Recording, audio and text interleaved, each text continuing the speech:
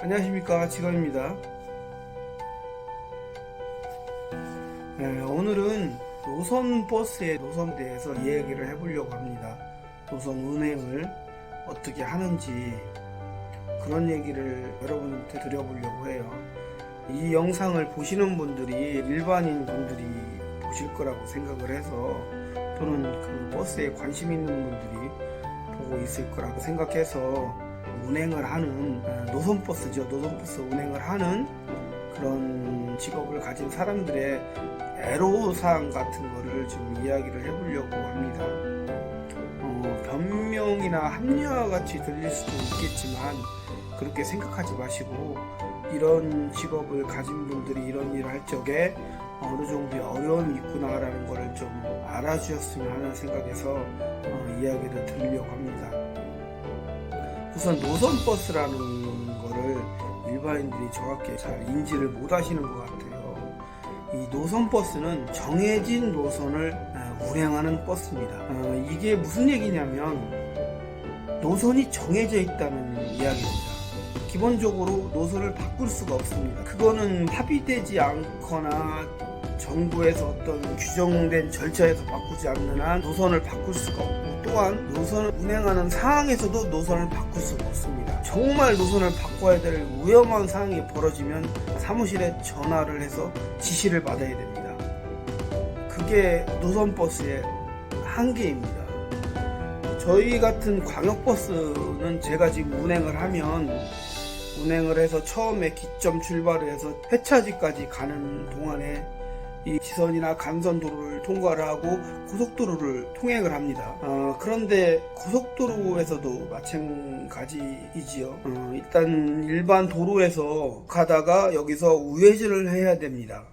그러면 이제 이 버스들은 우회전을 무조건 해야 됩니다. 이게 지금 아이러니하지만 우회전을 안 할 수가 없습니다. 왜냐면 그쪽으로 가지 않으면 노선 이탈이 뜹니다. 그러면 당연하게도 기사들한테 페널티가 부과되겠죠.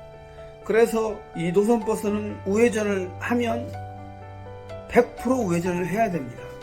중간에 정류장이 없거나 이래서 충분한 거리를 두고 양보하는 차가 미리 우회전 깜빡이를 켜고 충분한 거리를 들어가면 좋겠지만, 예를 들어서 정류장에 들어갔다가 다시 나왔다가 다시 들어가야 될 경우, 아니면 정류장이 서울 중앙차로 같은 경우는 가운데에 있다가 우측으로 가는 동선이 짧은 경우, 이런 경우들이 비일비재합니다. 그래서 이제 저희들이 그냥 속된 말로는 찔러박기라고 얘기하는 그런 식의 운전을 할 수밖에 없는 경우가 굉장히 많습니다.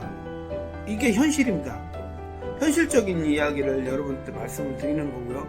관계자들이 볼 때는 뭐 그런 게 어딨어라고 얘기하지만, 아니, 저희도 실질적으로 그런 일이 있었고, 물론 저희는 계속 요구를 해서 정류장을 바꾸기도 했지만 이런 일이 다반사로 있는 게 현실입니다.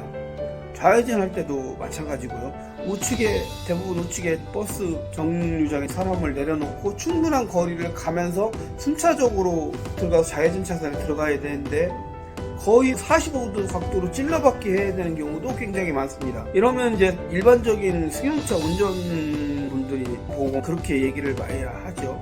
기사들이 난폭 운전 같이 많이 한다. 근데 이게 구조적인 문제가 사실은 좀 더 커요. 물론 이제 개인적으로 그렇게 운전하는 사람이 없다는 얘기는 아닙니다. 제가 봐도 버스 기사 중에 그렇게 운전하는 사람도 많이 있습니다. 그거는 뭐 인정하고요. 근데 그런 사람이 많이 있다고 해서 버스 기사가 전부 다 그렇다고 얘기할 수는 없고요. 일단 개인적으로 그러는 건 개인들이 운전 습관을 고쳐야 되는 거고, 구조적인 것들을 제가 말씀드리려고 하는 겁니다. 이제 정류장에서 나와서 좌회전, 우회전 하는 간격이 짧거나, 특히 차가 많이 밀리잖아요. 출퇴근 시간에. 그러면 이제 좌회전, 우회전을 하려고 하면 요즘에는 그래도 예전보다는 많이들 좋아졌다고 이야기들을 합니다. 제가 봐도 제가 처음 시작할 때보다는 많이 좋아진 게 눈에 보여요. 솔직히 그래도 10대 중에 두세 대는 찔러박기라고 하죠. 우회전, 좌회전 하게만 넣으면 달려듭니다. 특히 고속도로에서는 뭐 엄청납니다.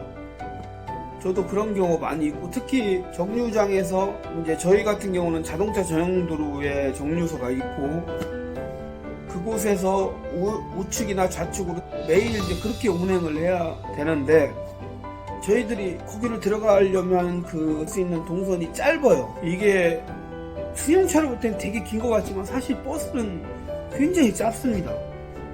그러면 저희는 정상적으로 가도 뒤에서 오는 승용차들이 볼 때는 찔러받기로 보여요. 그런데 안 갈 수가 없잖아요. 여러분들, 이게 버스 기사의 애로점입니다. 안 갈 방법이 없습니다. 가야 됩니다. 그래서 저 같은 경우는 왼쪽 같은 경우는 왼쪽 손을 막 대고 하는데, 그러면 이제 많은 분들이 양보를 해주죠. 근데 아까 제가 말씀드렸다시피 10대 중에 7대는 쌩 깐다고 하죠. 그냥 갑니다. 또 그냥 가면 다행이지만 뒤에서부터 깜빡이 넣는 순간 엑셀 받고 밀어붙이기 시작하는 사람도 아직도 많습니다. 물론 그 양보해 주시는 20, 30% 분들은 정말 사실 고맙습니다. 저도 그래서 엄지손가락도 많이 치켜 올려 드리기도 하고요. 문제는 이제 우측으로 갈 경우에는 수가 없어서 우회전 같은 거 할 때가 좀 난감하죠. 어쨌든 정류장에서는 그런 식으로 위험천만한 운전을 할 수밖에 없는 상황이 많이 벌어집니다. 특히 고속도로 같은 데 가잖아요. 근데 이 노선버스는 정해져 있는 노선을 가야 되기도 하지만 시간이란 제약성도 항상 따릅니다. 얼마 전에 굉장히 많은 눈이 내렸었고, 제가 그날 보통 3시간 10분에서 20분을 운행하는 거리를 4시간 50분을 운행을 했고요. 그래서 회사에 들어와서 쉬지를 못하고 또 가야 됐습니다. 그게 이제 버스 기사의 숙명적인 겁니다. 뭐 안 그런 노선도 있다고 하지만 뭐 그거는 그쪽 얘기고, 저는 그랬습니다. 그래서 10분 남기고 들어와서 사무실에 전화해서 한 20분 있다 나가도 된다고 해서 또 밥을 먹으러 가려면 왔다 갔다만 해도 그 정도 시간이 걸리니까 밥도 못 먹고 조금 기다렸다가 좀 쉬기는 한 20분 쉬고 그냥 바로 또 운행을 했죠. 5시간 운행하고 한 몇 분 쉬고 또 한 4시간 반을 또 운행을 했습니다. 그러면 시간이란 제약이 있기 때문에 늦으면은 쉴 수가 없어요. 이게 이제 현실과 이론의 차이죠. 뭐 법적으로야 1시간하고 뭐 10분인가 15분? 2시간에 15분인가 뭐 잘 모르겠는데, 사실 운전기사한테는 3시간 운전에 15분인가 아마 법적으로 그렇던데, 사실은 그 말도 안 되는 시간입니다. 운전을 안 하는 사람이 법을 만드는 거죠. 제가 전에 영상에서 말씀드렸다시피 운전은 몸이 힘든 게 아니라 온몸의 촉감이 다 힘든 거기 때문에 사실은 쉬어줘야 하는 게 저는 맞다고 생각을 해요. 항상 이야기하지만 승객이 안전하려면 기사가 안전해야 됩니다. 기사가 안전하지 않은데 어떻게 승객이 안전합니까? 말도 안 되는 일이죠. 어쨌든 고속도로 같은 데서 차선을 변경해서 가려고 하면 지금도 10대 중에 6대는 불나게 달려옵니다. 뭐 아는 사이 같아요. 오랜만에 만난 친구도 아니고, 특히 밤에는 쌍라이트 켜고 달려오는 사람도 지금도 많습니다. 요즘에는 그 LED 등 같은 게 있잖아요. 그게 법적으로는 분명히 조도수나 이런 게 돼 있을 텐데 왜 이렇게 밝은 차들이 많나 모르겠어요. 이 버스에서 보면 쌍라이트 킨 것 같이 그런 차들이 밤에 진짜 많습니다. 그러면 이 뒤에서 그 불빛으로 사이드밀러를 보면 거리 예측이 안 돼요. 그러면 예를 들어서 3차선에 있다, 앞에 차 때문에 2차선으로 갔다 이렇게 가고 싶은데 뒤에서 막 달려온다고. 그러면 보통 사람이 얘기하면 그냥 3차선으로 가면 되지, 그거 왜 꼭 2차선으로 가? 여러분, 고속도로 운행하시면 승용차들 대부분 아시잖아요. 3차선으로 그냥 가지 왜 2차선으로 갑니까? 똑같은 이야기거든요. 버스도 마찬가지입니다. 차 운행이라는 게 기본적으로 다 같은 거니까. 이런 게 좀 난감합니다. 특히 IC 같은 데 빠져나가려면 진짜 애먹습니다. 아침에 저희가 서울에 가면 밀리거든요. 진짜 난감합니다. 회사에서는 그러죠. 정해진 노선, 정해진 길로 들어가라고. 그렇게 가서는 아예 못 쉽니다. 그게 이제 넌센스거든요. 그 쉬게를 해주면 그렇게 해도 되는데 쉬게를 안 해주면서 그렇게 얘기를 해요. 이 안전 불감증이 우주를 찌르죠. 그러니까 기사들이 그렇게 합니다. 아까도 말씀드렸다시피 개중에 그렇게 운전하는 사람도 분명히 있습니다. 그거는 개인적인 거니까 그건 개인적으로 그 사람을 욕하시고, 구조적인 말씀을 드리면 그렇습니다. 이쪽으로 빠져나가야 되는 차가 밀려요. 그러면 찔러받기를 할 수밖에 없습니다. 왜냐, 시간이 없거든요. 그냥 찔러받기 하냐 안 하냐가 아침에 20-30분을 그냥 좌우합니다. 저희 20-30분 늦으면 못 쉬어요. 쉬지를 못합니다. 일반인들이 그거를 좀 아셨으면 좋겠어요. 그렇다고 해서 모든 걸 다 이해하고 모든 걸 다 그렇게 해달라는 건 아니지만, 그래도 최소한 아직도 버스 업계에서 일하는 버스 기사들이 아직도 어떤 관행이나 어떤 상황으로 일을 하고 있는지를 알아주셨으면 하는 겁니다. 그냥 남들이 볼 때는 좋아졌어 세상이, 뭐 다 좋아졌죠.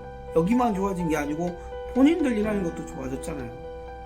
다 좋아졌는데 그거는 그냥 일반적인 이야기고, 그 중에서도 각 분야마다 분명히 불합리한 것들이 있고 힘든 부분들이 분명히 있을 겁니다.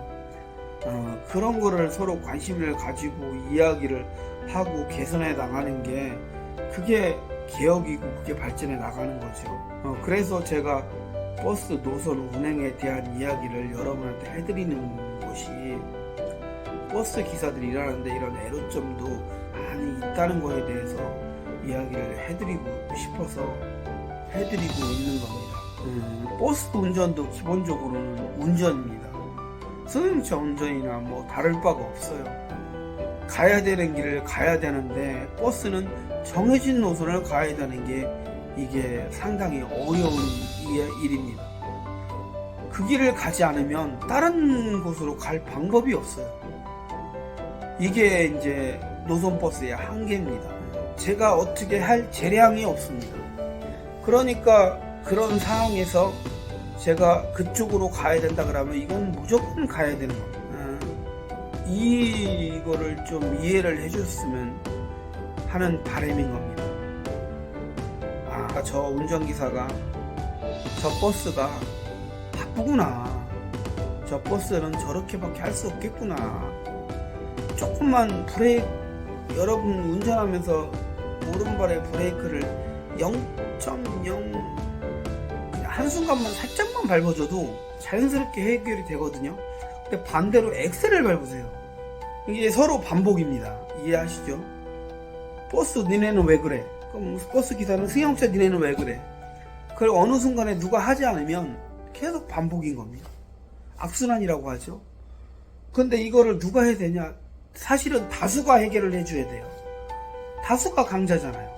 강자가 그런 걸 해결해 주는 게 배려이고 이해인 거지, 약자가 하는 거는 수능이죠. 그래서 다수를 점하고 있는 승용차 운전하는 분들이 좀 그런 거에 생각들이 좀 많이 개선돼서, 저분들이 저렇게 일할 수밖에 없겠구나, 그럼 우리가 어떻게 제도적으로 개선해 줄 수 있는 방안들을 좀 관심을 갖고 찾아볼 수 있을까, 이렇게 생각하는 게 저는 맞다고 생각을 해요. 물론 뭐 법이나 이런 걸 하는 거는 그에 관계된 분들이 해야 되는 거지만, 어쨌든 많은 사람이 관심이 있어야 그분들이 움직이지, 뭐 그분들이 뭐 징징거리지 않는데 움직일 리는 없죠. 관계자 공무원들이나 법을 제정하는 사람이나 법을 집행하는 사람이나 이 기관에 있는 사람들은, 저는 그렇게 생각해요. 누군가 얘기하지 않으면 움직이지를 않는 사람들이에요. 부동이라 하지, 어느 정권이고 상관없습니다. 조직 자체가 그러니까. 그래서 이거는 저희가 관심을 자꾸 갖고, 이렇구나, 한 사람 한 사람이 자꾸 생각이 바뀌면서 오랜 기간 동안 이렇게 바뀔 수 있는 문제라고 생각합니다. 그래서 오늘은 그 노선버스, 정해진 노선을 다니는 노선버스의 그러한 좀 어려운 점을 몇 가지 말씀드렸습니다. 이거 말고도 많은 부분들이 있지만, 사실은 하나하나 간략하게 하나하나를 짚어서 좀 말씀을 드려야 각인이 될 수 있어서 차근차근 말씀을 드리려고 합니다. 시청해 주셔서 감사합니다. 여러분의 생각과 생활에 도움이 되셨으면 좋겠습니다. 감사합니다.